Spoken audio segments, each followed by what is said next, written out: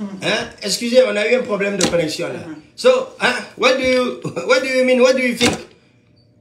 When I deal with my client in Arabic country, in Asia, they don't speak French.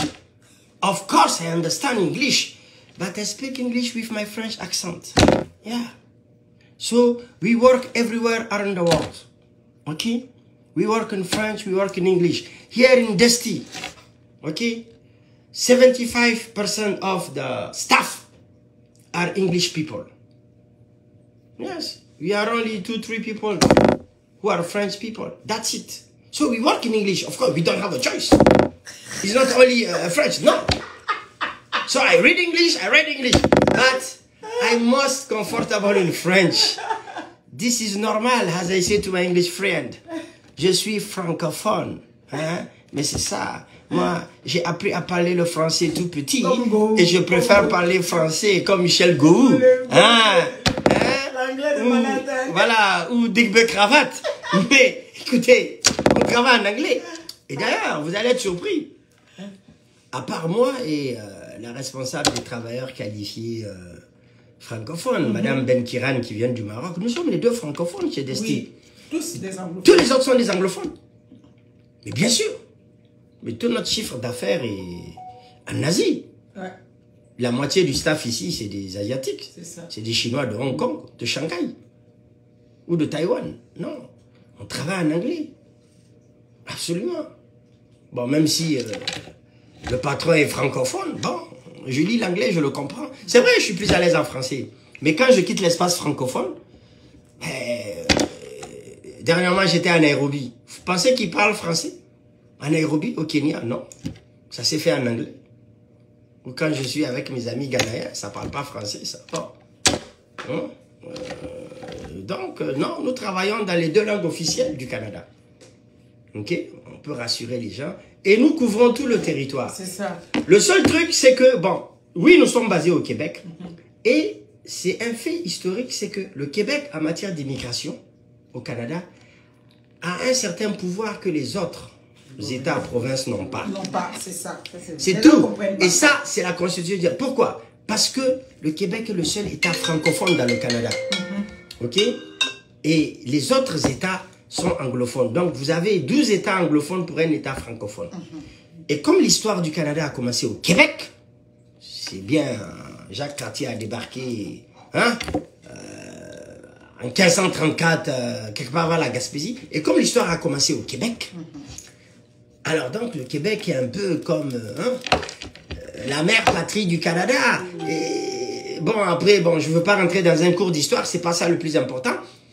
C'est devenu un pays bilingue à cause du Québec. Le Québec est au cœur, au centre du Canada. C'est ça. Ben oui, sans Québec, il n'y a pas de Canada. Ah, clair. Ok, donc il est tout à fait important, ok, que le Québec ait un certain poids. Et pour faire l'équilibrage, regardez, sur une superficie de 10 millions de kilomètres carrés, 13 États, vous avez à peu près 33 millions d'habitants.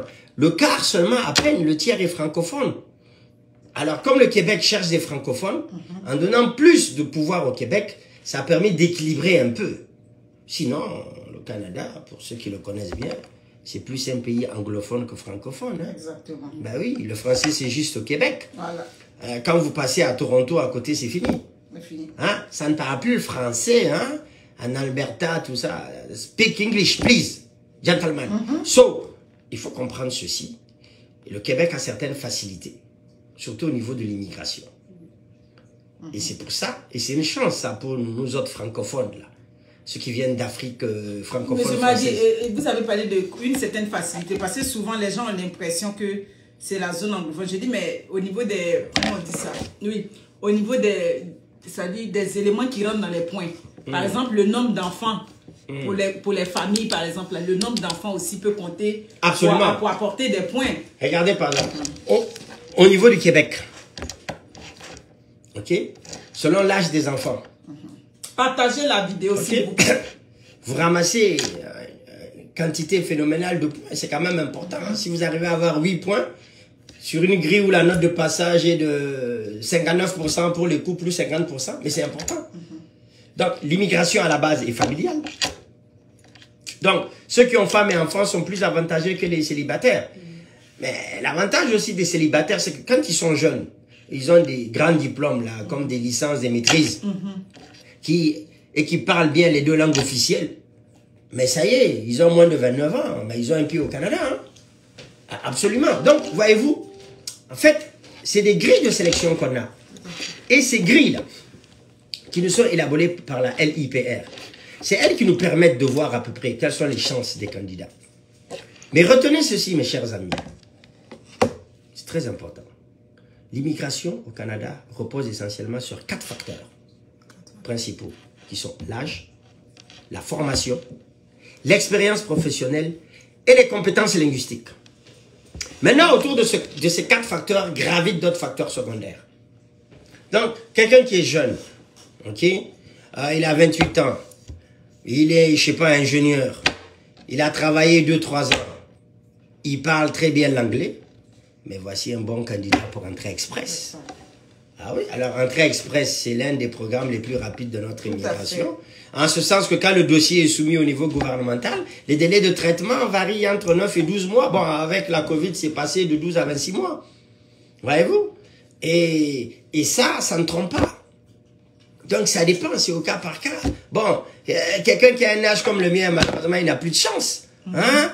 Quand vous avez dépassé la cinquantaine, à 54 ans, c'est fini. Bon, ils veulent les jeunes. C'est vrai, moi je suis rentré ici comme étudiant. Donc, c'est plus facile quand on vient comme étudiant. On découvre le système, on grandit avec. Maintenant, quand on a 30-40 ans, c'est jouable. Après 40 ans, qu'est-ce qu'on fait? On regarde toujours si c'est un couple. Celui des deux qui est le plus jeune. Ça. Donc c'est comme ça, c'est un jeu de combinaison. Mais il arrive parfois hein, qu'on ait des candidats qui ont 48, 49, ça passe. Pourquoi? Ils ont une solide expérience de travail, ils ont des diplômes très forts, ok? Ils ont des enfants, donc tout ça, ça amène des points.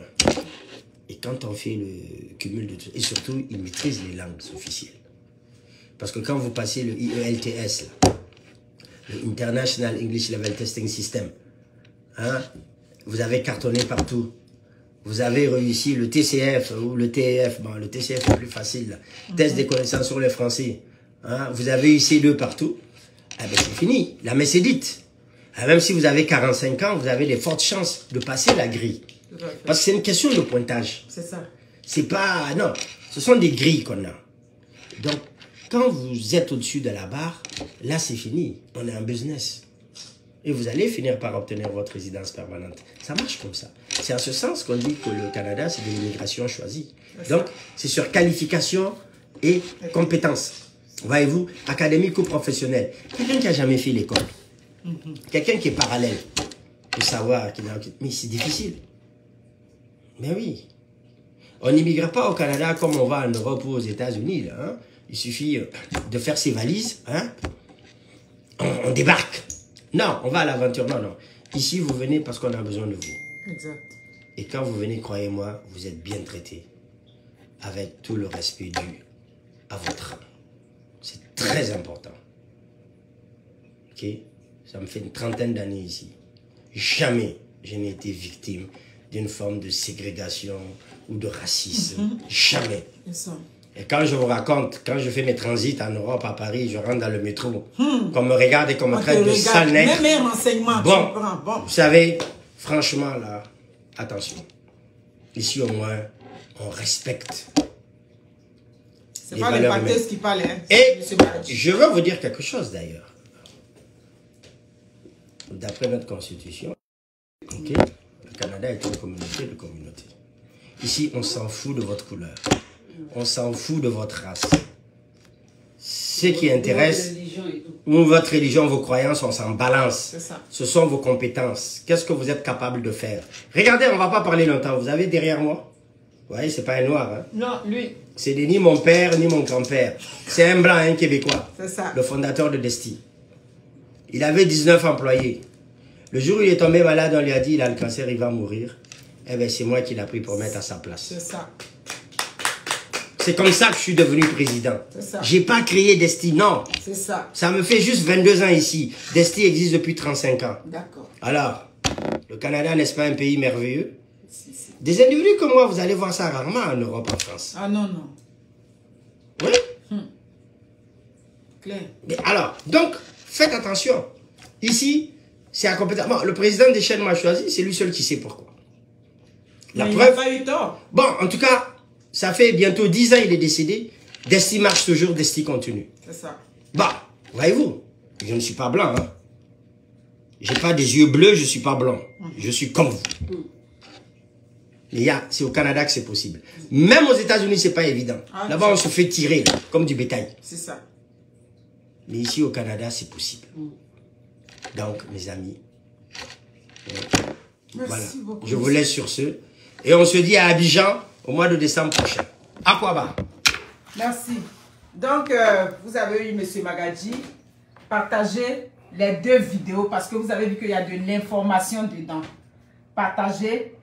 Si vous voulez faire une procédure d'immigration, ce n'est pas compliqué. Vous écrivez à info@commercialdesti.ch. Et vous dites que vous venez de la part de Monica l'impacteuse. Merci beaucoup. Attendez, j'ai écrit ça. info@commercialdesti.ch. Voilà. Voilà ça. Non, c'est pas Desti, j'ai écrit Desti. Ok. info@commercialdesti.ch. C'est parfait. Voilà. Info I minuscule. Hein? Oui. Bon, c'est pas grave. Voilà. Donc, vous avez vu, j'ai mis ça. S'il vous plaît, écrivez. Quand vous allez écrire, on va vous répondre. On va vous demander un CV. Comme toute entreprise sérieuse. On va vous demander un CV. Et quand on va recevoir votre CV, selon toutes les informations que vous allez mettre, ils vont essayer de faire une évaluation ici dans leur réunion ici. C'est pour ça que quand vous me demandez les informations, je vous ai dit, moi j'aime le Canada. C'est pour ça que j'aime parler du Canada. Mais comment on constitue un dossier d'immigration, je ne suis ni de près ni de loin impliqué. Monsieur Magadji, je vous connais par l'intermédiaire de ma soeur Monica pour le cas de mon fils Emmanuel. Désormais, il travaille à Boaké comme enseignant-chercheur en génétique après son doctorat. Il veut retarder un peu son départ d'au moins 2 ou 3 ans avant de prendre son envol. Mais lui, justement, j'avais parlé avec son oncle. C'est lui, monsieur. Je lui avais dit de venir. Il m'a dit non, il veut d'abord servir la mère patrie. Okay. Parce que lui, là, on a besoin de lui. Avec une lampe, j'ai été très clair. Okay. Bon, il m'a dit il va d'abord rester, travailler à Boaké. J'ai dit il n'y a pas de problème. J'ai bien parlé avec un de ses enfants. C'est ça, c'est monsieur. Ok, donc vous avez vu. C'est un peu ça. Ma prestigieuse mère, tu veux faire un coucou? Hein, maman Lolo? Tu veux faire un coucou? T'as dit j'aime les choses. Donc c'est ça. Bertine Payet, merci beaucoup. Un petit coucou, Un petit coucou, hein. Toutes les sans toutefois me faire voir. Ah, ok. Ah là, il faut quand même. Ben, il faut qu'on te voit, ma mère. On voit la tête. Ça, c'est ma de mère. la tante de l'impacteuse. Voilà, ça, c'est ma prestigieuse mère, maman Lolo Nizako. Toujours, je vous parle d'elle. Voilà, tout ça. Bisous. Tu es une fille formidable. Merci beaucoup. Je suis très fière d'elle. Elle est fière de moi. Ça, c'est ma fierté, ça. Merci beaucoup. Ici au Canada. Donc, c'est ça. Merci beaucoup. Partagez la vidéo. Il y a des informations. Moi, je ne peux pas vous donner les informations. Écrivez à info@commercialdesti.ca. Ils vont répondre à toutes vos préoccupations. Parce que, comme vous a dit monsieur Magadji, ici, c'est du sérieux. C'est un travail de professionnel. Il y a de l'écoute pour la clientèle. Voilà. Quand vous venez vous exposer vos problèmes, ils vont vous expliquer toutes vos préoccupations. Vous comprenez? À Desti, il y a tout un personnel qui est là. Merci beaucoup. Sur ce, prenez soin de vous. Bye.